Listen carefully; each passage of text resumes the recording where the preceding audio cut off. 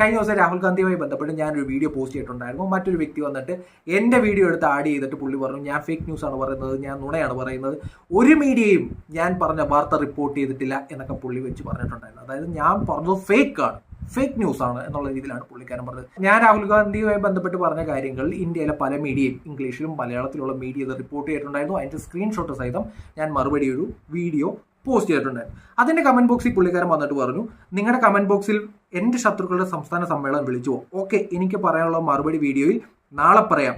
ഈ കമന്റ് അടിച്ചവർക്ക് ആ വീഡിയോയിലും വരണം കേട്ടോ. ഓപ്പൺ ഇൻവിറ്റേഷൻ എന്നുള്ള രീതിയിലാണ് പറയുന്നത്. പുള്ളി കമന്റ് ഇട്ടിട്ട് 2 പ്രാവശ്യം സൂര്യൻ അസ്തമിച്ചു ഉയർന്നു. ഇതുവരെ പുള്ളിക്കാരനെ കണ്ടിട്ടില്ല.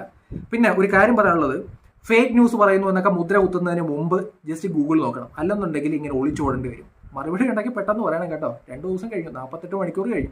തന്നെ വ്യാജനെന്ന് വിളിച്ച ആർജവമൊക്കെ ഒന്ന് അതല്ല എന്ന് തിരുത്തി പറയാനും